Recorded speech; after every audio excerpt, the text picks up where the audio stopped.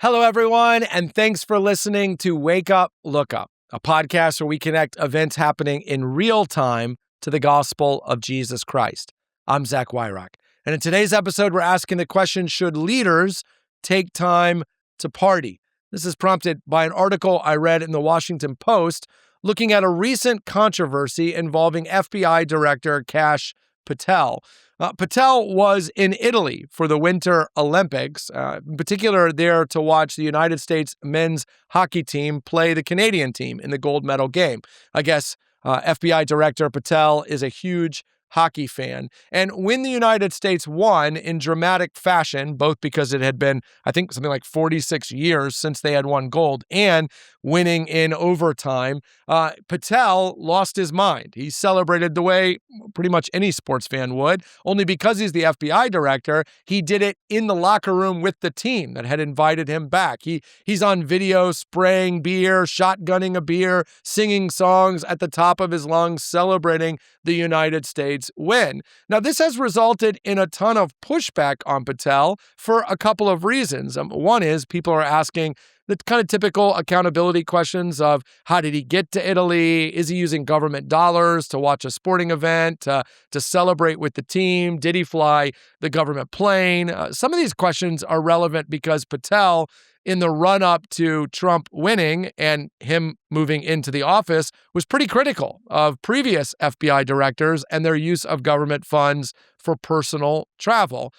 But the other thing is there are a number of situations going on right now involving the FBI. For example, Savannah Guthrie, NBC Today Show anchor, her mother, Nancy, who was kidnapped, has still not been found. Someone recently was shot and killed when they broke in to the property at Mar-a-Lago, Trump's residence in Florida, although he wasn't there. And the pushback is, hey, with stuff going on in the country right now, is it really appropriate for Patel to be on video shotgunning a beer in a hockey locker room? It's a good criticism. It begs the question, how should leaders think about this? Because this is really not an episode about Patel or the FBI or the Trump administration. This is an episode about leadership. Is it okay for a leader in the midst of crisis, in the midst of a situation that requires leadership, to take a little time to unwind, even in public? And I think that's a great question. And if you're a leader listening to this, let me offer you some counsel, and that is that optics matter. Listen, the Apostle Paul tells Timothy in 1 Timothy chapter 4, verse 12, set in front of the believers an example in speech, in conduct, in love, in faith, in purity. Part of what it means to be a leader is to give the locker room talk, is to set strategy, set direction, cast vision, hold people accountable. Then let's call that the 9 to 5 elements of leadership. The things you do at work that everybody expects you to do, or in your organization that everybody expects you to do as a leader, the stuff that fits in your job description. But what Paul is saying is that when you're a leader, there's an element of leadership that takes place after 5 o'clock. It's the things you do in your regular life. It's understanding that as a leader, people are looking to you. They're taking their cues from you. Optics matter. You're communicating something with the choices that you make. And I think here it would have been more appropriate for Patel to pass on an opportunity to go to Italy and watch the United States men's hockey team because of the situations the FBI is in. I'm just wondering if you are the Guthrie family and you're watching this video of the FBI director shotgunning a beer in the locker room celebrating a win, if you're wondering if maybe that hour or two spent chasing after your mother would have been more productive. And Patel might say it really wouldn't have been.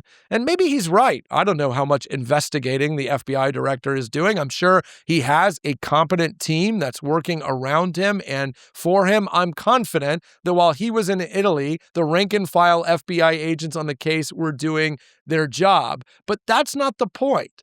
To make that the point is to argue that the only thing that makes a leader is the 9 to 5 element, and someone else is quote unquote on the clock.